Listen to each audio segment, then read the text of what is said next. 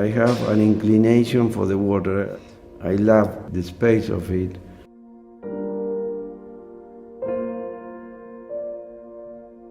I'm also an art collector, but I'm not obliged to buy. I mean, if a masterpiece appears, then I buy because of the masterpiece, because of the piece itself. It's the piece who commands the decision.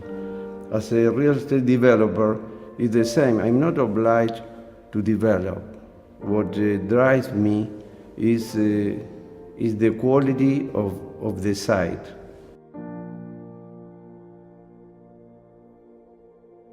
I did have two frontages of great value, and the building had to reflect those forces of nature in some way. I did decide to do a very minimalist building. I didn't want some extreme form that competed with these forces.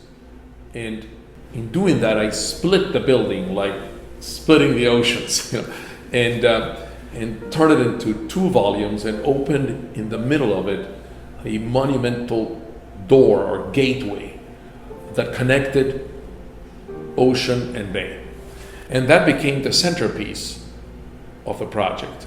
I thought actually the space, the void, the emptiness was more important than the object, the form. And that, in fact, maybe the form should fade away and focus on this grand space that symbolizes that linkage.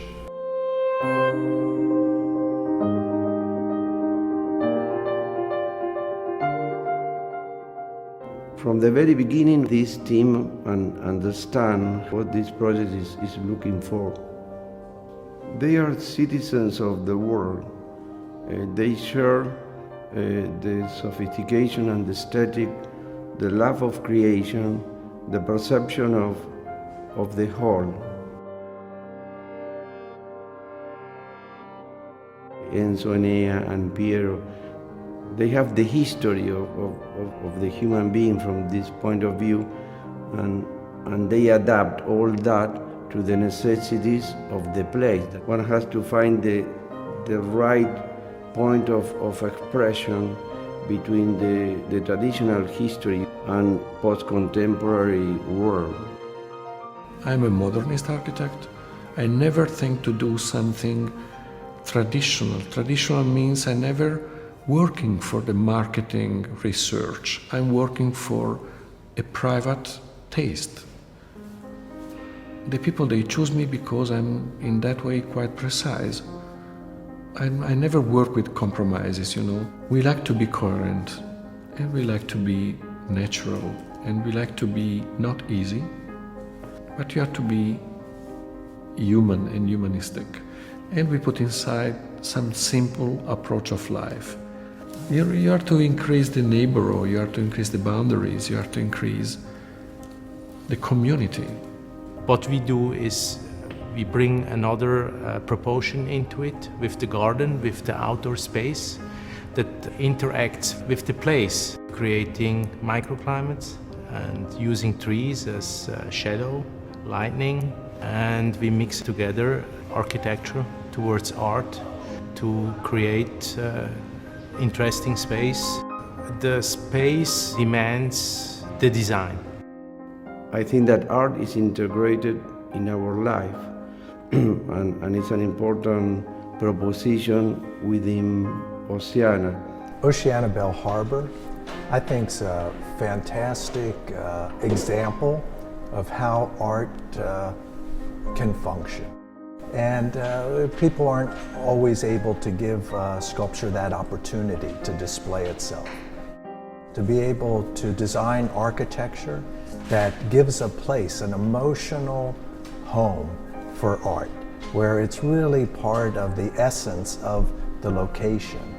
And it's a place where artworks can really interact with residents' daily life. Jeff Koons, he's very profound and clever. He takes into account the history of art. These two pieces actually are revisiting of the history of art. but with own postmodern, post-contemporary statement and individual view of art.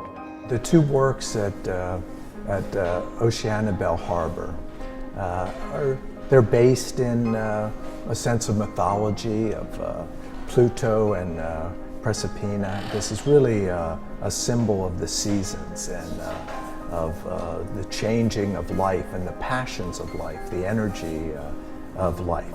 But I think both of these works function very emotionally about a sense of opportunity, chance of transcendence that we have in our lives, to exploit the freedom that we have. Everything converges into a unique proposal, a differential proposal. I like to think it's not the only place to be. It's the first place to be in Bal Harbor now.